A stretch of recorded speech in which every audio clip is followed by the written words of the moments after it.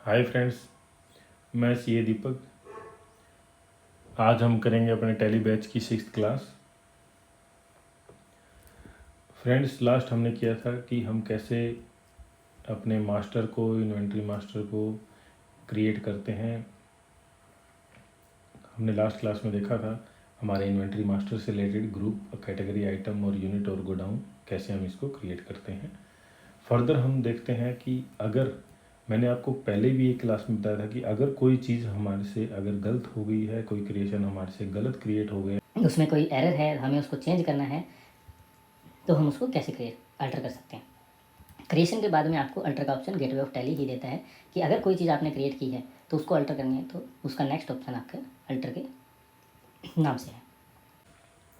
Alter में भी आपको वही लिस्ट आती है जो आपकी क्रिएशन में आती है। अगर आपने देखा हो तो क्रिएट के टाइम पे भी वही स्क्रीन आपके सामने थी और अल्टर के टाइम में भी वही स्क्रीन आपके सामने है। क्रिएट के टाइम पे जो स्क्रीन थी उसमें आप उसको एंटर करेंगे तो वो क्रिएट करने के लिए आपको ऑप्शन देता है।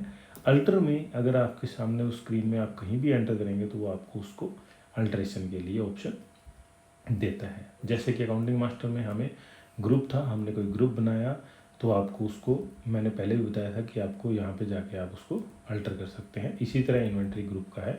इन्वेंट्री में भी अगर आपने कोई ग्रुप बनाया, हमने 2 ही ग्रुप बनाए थे। इन्वेंट्री ग्रुप में आपको टैली कोई इनबिल्ट ग्रुप नहीं देता, जैसे कि आपको मास्टर में आपको ग्रुप में टैली इनबिल्ट ग्रुप दे रहा था। इन्वेंट्री में आपको जो आपने क्रिएट करे थे वही आपको ऑप्शन दिखा रहा है, लिस्ट दिखा रहा है। जैसे कि इलेक्ट्रिक गुड्स, अब इलेक्ट्रिक गुड्स में आपने कोई भी नाम में चेंज करना है या कोई भी और डाटा आपने जो अपडेट किया था आप उसमें कुछ चेंज करना तो यहाँ पे कर सकते हैं। सेम आइटम में आपने 2 आइटम क्रिएट करी थी, अगर इनके नाम में, इनके जीएसटी में या इनके मेजरमेंट में अगर आपकी कोई एरर रह गई है या कोई गलती हमारे से रह गई है, उसको आपको ठीक करना है तो आप उसको यहाँ अल्टर के अंदर जाके चेंज कर सकते हैं। सेम यूनिट के केस में है, सेम आपका गोडाउन के केस में है। गोडाउन में हमने लास्ट देखा था, जैसे ही हमने एंटर किया वो हमें स्क्रीन पे शो कर रहा था कि मेन लोकेशन आपकी ऑलरेडी टैली के अंदर है, आप उसको अल्टर करना चाहते हैं या क्रिएट करना चाहते हैं। लेकिन अब की बार हमने उसमें क्रिएट करके 2 बना दिए थे, तो आपको लिस्ट में यहाँ 2 आपको लोकेशन दिख रही है, 2 आपको गोडाउन दिख रहे हैं। नेक्स्ट हम चलते हैं जो आपके लिए मेन है कि हम जो बात कर रहे हैं, जो नाम की बात कर रहे हैं, वो हम कहाँ पे डालेंगे। मेन आपका क्या होता है, टैली के अंदर सब कुछ करने के बाद, सारे मास्टर क्रिएट करने के बाद में आपकी एंट्री ही मेन होती है, जिसके थ्रू जो आप इनपुट डालोगे वो आपको टैली आउटपुट देगी। जैसे कि आप अगर देखेंगे इसके अंदर तो हमारा, जैसे ही मैंने वोचर के ऊपर क्लिक किया, वोचर के ऊपर क्लिक करते ही आपको ये स्क्रीन सामने आएगी। इस स्क्रीन में आपका, अगर आप देखेंगे तो जो ये साइड की रो है, इस रो में जो भी आपकी फंक्शन की में और आपकी जो नाम लिखे हुए हैं ये आपकी शॉर्टकट है। अगर आप यहाँ पे F2 प्रेस करते हैं तो आपको डेट चेंज करने का ऑप्शन देगा। अगर आप F3 करते हैं तो आपको कंपनी चेंज करने का ऑप्शन देगा, कंपनी सेलेक्ट करने का ऑप्शन देगा। F4 टाइप करते हैं तो एंट्री चेंज करने का ऑप्शन देगा। अब फर्दर मैं आपको ये यहाँ पे स्टार्ट करता हूँ कि इसमें एंट्रियाँ जो हमें करनी है, कई ऑप्शन आपको यहाँ पे देखने को मिलेंगे कि कॉन्ट्रा है, पेमेंट है, रिसिप्ट है, जर्नल है, सेल्स है, परचेज है। तो अलग अलग टाइप के जो ये हैं, अलग अलग नाम हैं, वो आपके अलग अलग वोचर हैं। अब किस वोचर में क्या एंट्री करनी है, सबसे ज़्यादा जो नए बच्चों को दिक्कत आती है वो यही आती है कि जो भी नया बच्चा, टैली तो सीख लेते हैं, फिर भी कई बच्चों के मन में ये रहता है कि मैंने किस में मैं इस एंट्री को, किस वोचर में मैं इस एंट्री को डालूं ताकि मेरी ये करेक्ट जगह पे पोस्टिंग हो, सही जगह पे जाए, सही जगह से ये हमारे को आउटपुट दे। जब तक आप इसको बढ़िया इनपुट नहीं दोगे यहाँ पे टैली को, तब तक ये आपको एक अच्छा आउटपुट नहीं दे सकती। तो सबसे पहले मैं यहाँ पे चलता हूँ। आपकी शॉर्टकट की जो है वो स्टार्ट होती है जैसे F4, वोचर की शॉर्टकट की है F4 से स्टार्ट होती है। कॉन्ट्रा एंट्री, अगर तो बच्चे का बेस कॉमर्स लाइन से है और उसको इससे रिलेटेड सारी चीज़ें पहले से उसका बेस क्लियर रहता है कि भी कॉन्ट्रा एंट्री क्या होती है, पेमेंट एंट्री क्या होती है, रिसिप्ट एंट्री क्या होती है, जनरल एंट्री क्या होती है, सेल किससे रिलेटेड होती है, परचेज के अंदर क्या चीज़ें आती है, तो उसका बेस ऑलरेडी क्लियर होता है। इतना मुश्किल नहीं है कि अदर स्ट्रीम के बच्चे इसको ना सीख पाएँ। जैसे कि अगर मान लो कॉमर्स का बेस अगर क्लियर है और आर्ट्स का अगर कोई बच्चा है मुझे कहता है कि सर मैं क्या टैली सीख सकता हूँ, तो हाँ बिल्कुल सीख सकते हो। टैली का आपका बेसिक यहाँ क्लियर हो जाता है, जैसे भी आप प्रैक्टिकल करते हैं वैसे आपका इसमें एक्सपीरियंस होता रहता है और उसके अकॉर्डिंग आप इसके अंदर और अच्छी पकड़ बनाते चलते रहते हैं। जैसे कि मैं आपको फर्स्ट स्टार्ट करूँगा कि कॉन्ट्रा एंट्री हम कब करते हैं, हमें ये थोड़ा सा देखने की ज़रूरत है, इसको समझने की ज़रूरत है। कॉन्ट्रा एंट्री आपकी जब होती है जब आपकी एक बैंक से दूसरे बैंक में एंट्री आप कर रहे हो, आपकी कैश से बैंक में कोई एंट्री हो रही है, बैंक से कोई आपकी कैश में एंट्री हो रही है, या कोई कैश से कैश में आपकी एंट्री हो रही है, तब आप इसको कॉन्ट्रा में एंटर करेंगे।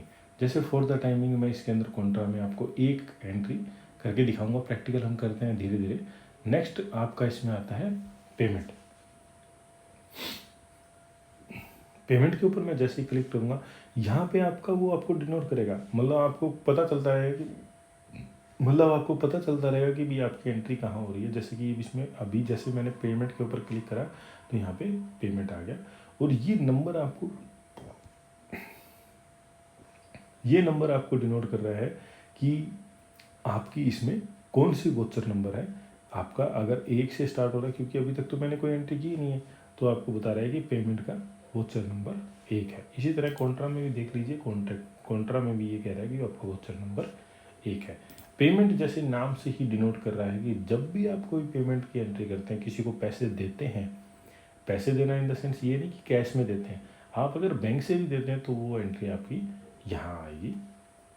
नेक्स्ट आपका आता है रिसिप्ट।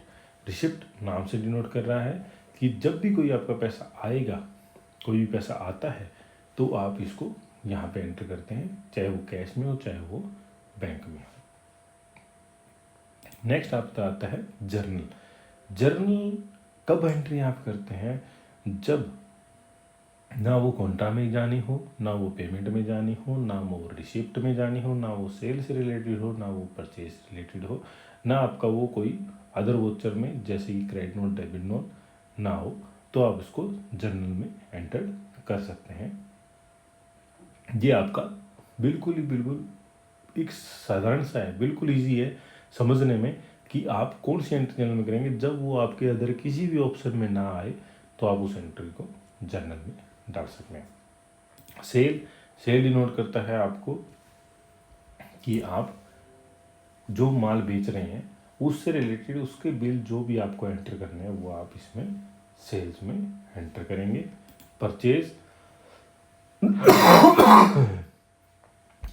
में जो भी आप जिस भी चीज़ में आप डील कर रहे हैं उससे रिलेटेड अगर कोई भी चीज़ आप खरीदते हैं तो आप उसको परचेज में डालेंगे। सेल और परचेज में वो बिल आएंगे जिस चीज़ में आपका क्लाइंट डील करता है। अगर वो उससे रिलेटेड कुछ परचेज कर रहा है, सेल कर रहा है, तो आपका इसमें आपको एंट्री करनी है सेल और परचेज में, अदरवाइज वो एंट्री आपकी जर्नल में होगी। जैसे कि आपका क्लाइंट डील करता है आटा में, फैन में, और अगर वो खरीद के लेके आता है एसी या फिर कंप्यूटर, तो वो आपके लिए परचेज नहीं है, उसको फिर आप जर्नल एंट्री के माध्यम से एंटर करेंगे। वो आपकी फिक्स्ड एसेट रहेगी, वो आपकी एसेट का पार्ट है, क्योंकि आप उसमें डील नहीं कर रहे, सिर्फ वो आप अपने ऑफिशियल पर्पज़ के लिए लेके आ रहे हैं। ठीक है। अदर वोचर, ये चीज़ हमने देख ली। अदर वोचर पे अगर आप क्लिक करेंगे तो आपको है ना इसमें नेक्स्ट दिखाएगा भी आपकी और क्या एंट्री हो सकती है। जैसे कॉन्ट्रा हमने कर ली, जर्नल कर ली, पेमेंट कर ली, परचेज कर ली, रिसिप्ट कर ली, सेल कर ली। ये दोनों सेल्स के पार्ट है। सेल्स को हमने 2 नाम से बनाया था, एक सिंपल जो ऑलरेडी टैली में थी, और सेल्स FMCG गुड्स जो हमने क्रिएट करी थी कि हम इस ग्रुप को एक अलग से वोचर टाइप क्रिएट करा था हमने कि इससे रिलेटेड जो भी हमारी सेल्स होगी वो हम इसमें अलग से डिनोट करेंगे ताकि हम उसको ईजी से डाटा को कलेक्ट कर पाएँ। क्रेडिट नोट मैं बता दूं कॉमर्स स्ट्रीम के बच्चों को तो क्लियर है कि भाई क्रेडिट नोट आपका क्या होता है, क्रेडिट नोट कब दिया जाता है और डेबिट नोट कब इशू होता है। क्रेडिट नोट एक सेलर क्रेडिट नोट तब देगा जब उसका सेल रिटर्न हो रहा होगा। जैसे कि वो सेल्स करता है, सेल करने के बाद में अगर उसका माल वापसी आ गया तो वो एंट्री उसको क्रेडिट नोट इशू करता है। और डेबिट नोट जब कोई आपने परचेज किया और आप उसको वापसी कर रहे हैं तो आप डेबिट नोट में एंटर करते हैं। इन्वेंट्री वोचर में इसका अलग जो अदर वोचर में आपको ऑप्शन मिलता है स्टॉक जनरल डालने का और फिजिकल स्टॉक, दो आपको ऑप्शन मिलते हैं। इस पे भी हम आपको प्रैक्टिकल बताएंगे। हम इस पे बात कर लेते हैं पहले अकाउंटिंग वोचर्स। अब सबसे पहले चलते हैं हम F4 कॉन्ट्रा।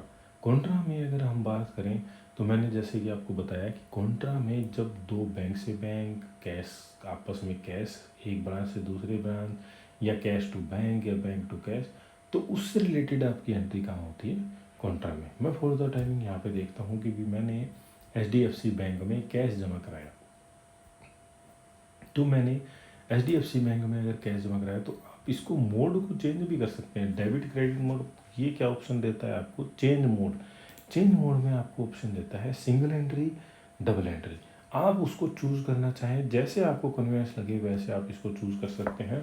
सिंगल एंट्री में क्या हम वर्किंग कर रहे थे कि हमारा एक हेड ऊपर आ रहा है, नीचे आपको डालना है, लेकिन इसमें अगर आप एक्सपीरियंस हो जाओगे तब आपको पता लगेगा कि भी ऊपर हमें इसमें आपको तब पता लगेगा कि हमें ऊपर क्या डिनोट करना है, नीचे हमें क्या डिनोट करना है।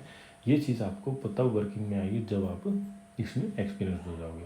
अदरवाइज़ एक सिंगल बंदा जिसको अभी बेसिक स्टार्ट करना है और उसको ये पता है कि डेबिट क्या करना है क्रेडिट क्या करना है, तो वो टू और बाय से डिनोट करेगा, डबल एंट्री में आएगा। बाय का मतलब डेबिट, टू का मतलब हमें क्रेडिट किसको करना है। मैं इसमें आपको दोनों चीज़ बताऊंगा। मैंने चेंज मोड किया, पहले सिंगल मोड एंट्री मोड देख लेते हैं। इसमें मैं आपको सिंपल सा बता दूं कि ऊपर जिसका नाम आप लिखोगे उस चीज़ में पैसा जा रहा है। यहाँ जिसका भी नाम लिखोगे उसमें पैसा जा रहा है, उस अकाउंट में पैसा आ रहा है, चाहे वो कैश जमा करवा गया हो चाहे वो दूसरे बैंक से आओ। मैंने एंटर किया, यहाँ आप इसको कैश डाल लीजिए। कैश डालते ही मैंने मान लो 1000 रुपये बैंक में जमा कराए, मैंने एंटर किया। ये नेगेटिव में कैश इसलिए दिखा रहा है यहाँ पे एरर कि वो आपके पास कैश अवेलेबल नहीं है बुक्स में, इसलिए वो आपका एरर देता है। यहाँ ये रेड में भी शो कर रहा है, इसका मतलब ये है कि कैश आपका नेगेटिव हुआ है। Enter enter enter enter. ये नोट की डिटेल भी मांगता है, अगर आप डिटेल भी देना चाहो तो आप दे सकते हो। इसको यहाँ डिपॉजिट करो, एंटर एंटर। ये आपकी काउंटर एंट्री सेव हो गई है। सेम ऐसे ही मैं अगर कैश बैंक से कैश निकलवाता हूँ, वो तो एंट्री थी कैश जमा करवाने की, अब मैं उसी तारीख में दोबारा कैश निकलवाता हूँ। अब निकलवाता हूँ तो मेरा जो चीज़ मेरे पास आ रही है, जिसके पास जो चीज़, मान लो यहाँ पे पहले HDFC बैंक में जमा हो रही थी तो मैंने HDFC बैंक का नाम ऊपर लिखा था।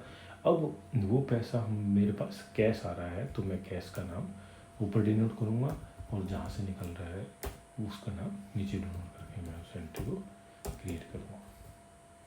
Enter enter enter. ठीक है, ये तो था हमारा सिंगल एंट्री मोड। नेक्स्ट हमारा आता है डबल एंट्री। डबल एंट्री में टू और बाय, मैंने पहले बताया था बाय डिनोट करता है डेबिट को, टू डिनोट करता है क्रेडिट को। नेक्स्ट यहाँ पे ऊपर टू आया हुआ है तो मतलब कि क्रेडिट आपकी वो एंट्री होगी। वैसे तो अगर कॉमर्स वाले हैं तो उनको एक रूल समझ में आता है, debit the receiver credit the giver. Debit the receiver मतलब पाने वाला डेबिट, क्रेडिट द गिवर मतलब देने वाला क्रेडिट। इसी तरह रूल है हमारा एक नेक्स्ट इसमें अकाउंटिंग में, डेबिट वट कम्स इन, जो आ रहा है उसको debit, credit what goes out, जो जा रहा है उसको क्रेडिट। मान लो अब इसमें नॉर्मल अदर स्ट्रीम के बच्चों को ये चीज़ समझ में नहीं आएगी, उनको प्रैक्टिस करते के साथ साथ इस चीज़ का पता लगेगा। मैं आपको सिंपल बता दूं साधारण भाषा में, क्रेडिट वो चीज़ होती है जो चीज़ आपके पास कम हो रही हो, जिसके पास आप मतलब जिसमें से निकल रहा हो। जैसे कि कैश, अगर मैं बैंक में कैश जमा करा रहा हूँ तो आपके पास क्या कम हो रहा है, कैश कम हो रहा है, तो यहाँ पे आपका आ जाएगा कैश। ठीक है। और आपके बैंक में कहाँ जा रहा है पैसा, वो बैंक में जा रहा है तो यहाँ पे आ जाएगा बैंक, आप इसको एंटर कर सकते हैं। सेव हो गया। अब नेक्स्ट मैं इस एंट्री को उल्टा करना चाह रहा हूँ कि बैंक से मैंने पैसा निकाला तो कि कहाँ से निकल रहा है पैसा, HDFC बैंक में कहाँ कम हो रहा है, HDFC बैंक में, तो आप इसको एंटर करके निकाल लीजिए। यहाँ पे आ क्या रहा है आपके पास, बढ़ किस में रहा है, कैश में बढ़ रहा है तो कैश डेबिट हो जाएगा, एंटर।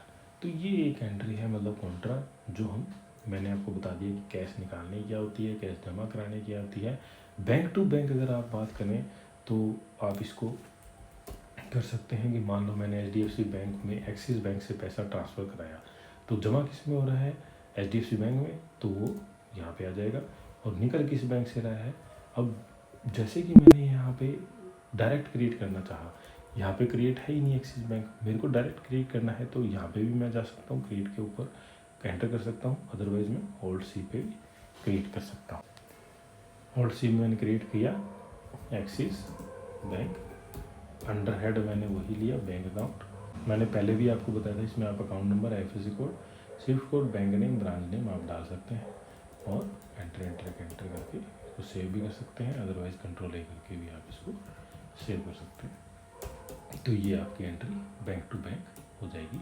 HDFC बैंक में आपने एक्सिस बैंक से पैसे ट्रांसफ़र किए। तो आज हमने समझा कि हम वोचर हमारा क्या महत्व रखता है अकाउंटिंग में, कितने टाइप के वोचर होते हैं, हर वोचर में क्या एंट्री करनी होती है, और उसके बाद हमने एक कॉन्ट्रा पे प्रैक्टिकल वर्किंग भी की। बाकी हम प्रैक्टिकल जो वर्किंग करेंगे वो बाकी वोचर्स की नेक्स्ट क्लास में करेंगे। तो आज के लिए हमारा इतना काफ़ी है। बाय बाय, मिलते हैं नेक्स्ट क्लास में।